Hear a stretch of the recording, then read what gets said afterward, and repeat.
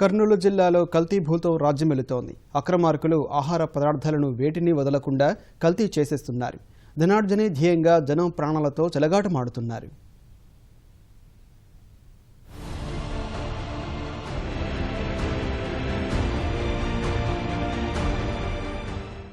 కర్నూలు, ఆదోని, నంద్యాల కేంద్రాలుగా కల్తీ వ్యాపారం జోరుగా సాగుతోంది. టీ పొడి, వంట నూనె, కారం, అరటిపండ్లు, మసాలాలు ఇలా నిత్యావసర వస్తువులను కల్తీ చేసి సామాన్యులకు అంటగడుతున్నారు. ఉప్పులో ముగ్గుపొడి, టీ పొడిలో జీడితొక్కు, వాడిన టీ పొడి, చింతపిక్కలు, నాసిరకం టీ పొడి, పనికిరాని పొగాకు కలుపుతున్నారు. కారంలో ఇటుకల పొడి, మెత్తటి తవుడుతో కల్తీ చేస్తున్నారు. మిరియాలలో బొప్పాయి గింజలు, మసాలాల్లో వివిధ రసాయనాలు కలుపుతున్నారు.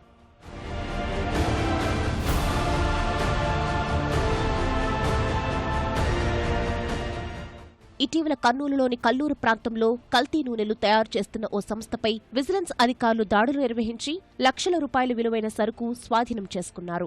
గార్గేయపురంలో జంతు కళేబరాల నుంచి నూనె తయారు చేస్తున్న ముఠాను విజిలెన్స్ బృందం పట్టుకుంది. ఈ నూనెలను హోటళ్లలో వినియోగిస్తున్నట్లు గుర్తించారు. తాజాగా కల్తీ టీ పొడి నిల్వ చేసిన గోదాములపై విజిలెన్స్ అధికారులు దాడి చేసి 30 లక్షల రూపాయల విలువైన టీ పొడి స్వాధీనం చేసుకున్నారు.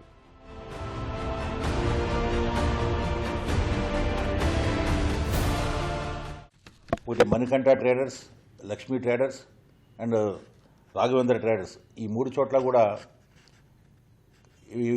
ఏ లైసెన్స్ లేకుండా వాళ్ళ బ్రాండ్స్ వాళ్ళ సొంత బ్రాండ్ మీద తయారు చేసి ప్యాకింగ్ చేస్తున్నారు.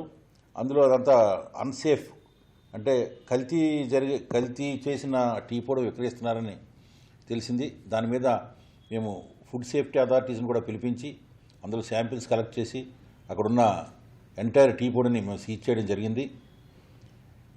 ఈ టీ పొడి వలన అన్సేఫ్ టీ పొడి వలన కొద్ది క్యాన్సర్ కారకాలు వస్తాయని కూడా ఫుడ్ సేఫ్టీ అథారిటీస్ చెప్తున్నారు.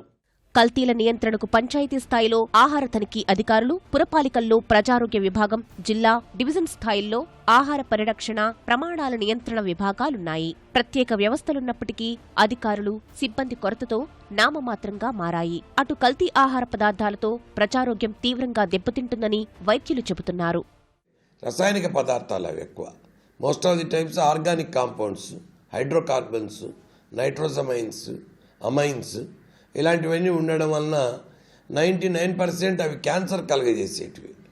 99% ప్రాణాపాయం 100% ఉంటుంది, దాంట్లో డౌటే పని లేదు. ఇప్పుడన్నా అందరూ మేల్కొని కల్తీ వాటిని నిరోధించాలని నేను కూడా కోరుకుంటున్నాను. గవర్నమెంటే ఒక రెగ్యులేషను అలాంటిది పాస్ చేస్తే, స్టాండర్డ్స్ ల్యాబ్లో స్టాండర్డైజ్ చేసి పాస్ చేస్తే మంచిగా ఉంటుందని నేను అనుకుంటున్నాను. ఆహార పదార్థాల కొనుగోలులో ప్రజలు అప్రమత్తంగా వ్యవహరించాలి. ప్రభుత్వం, అధికారులు కఠినంగా వ్యవహరిస్తూ అక్రమార్కుల ఆట కట్టించాలి. ఆహార పదార్థాల కల్తీని నివారించి తమ ఆరోగ్యాన్ని కాపాడాలని ప్రజలు కోరుతున్నారు.